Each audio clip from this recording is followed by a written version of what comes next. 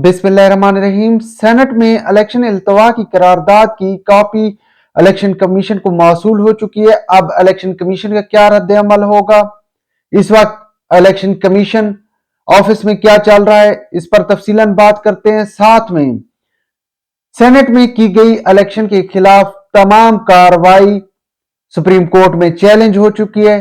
क्या ये चैलेंज हो सकती है? एंड का आर्टिकल 69 इस बारे में क्या कहता है, इस पर भी तफसीलन बात करते हैं। लेकिन जिस बात से शो का आगाज करने जा रहे हैं वो बात जनाब ये है कि कल जिस वक्त सेनेट में इलेक्शन इल्तवा की करारदाद पास हो रही थी, उसके कई घंटे गुजरने के बाद जब हर तरफ से शोर मच गया कि भाई सियासतदान तो अवाम का हक हुक्मरानी छीन रहे हैं।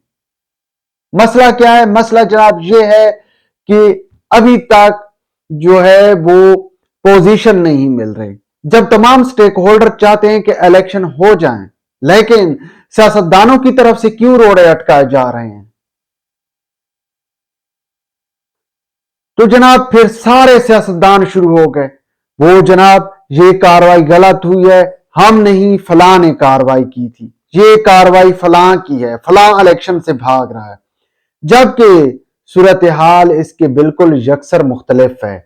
सूरत हाल जनाब ये है कि आज से 2 रोज पहले बिलावल हाउस में नून लीग के बड़ों और पीपल्स पार्टी के बड़ों, मतलब दोनों पार्टियों के रहनुमाओं के दरमियान हुई है मुलाकात।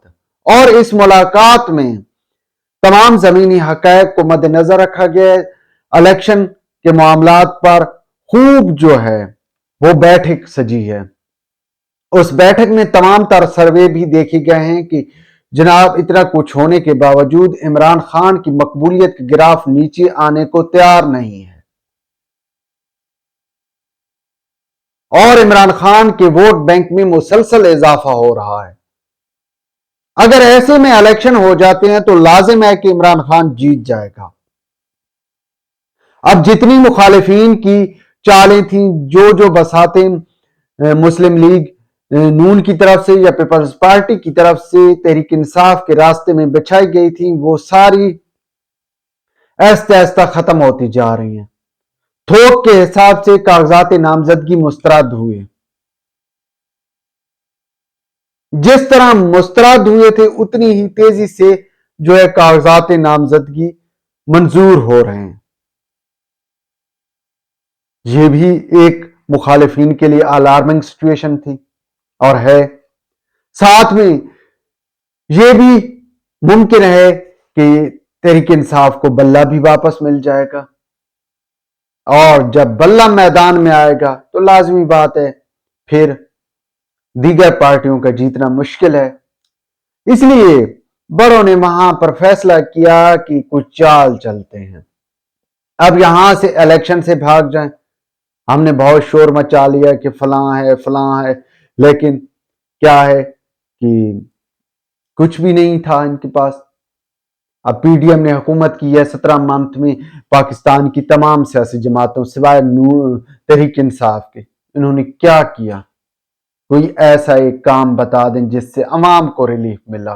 ये खाली ढोंग है, हमने फलां किया है, हमने फलां किया है। जहां तक इन जमातों की अपनी बात है तो भाई इन्हें तो पाकिस्तान की मैशत की या आम आदमी की मैशत की बिल्कुल ही परवाह नहीं है। आम आदमी पर जो है वो महंगाई का बोझ डाल दिया गया।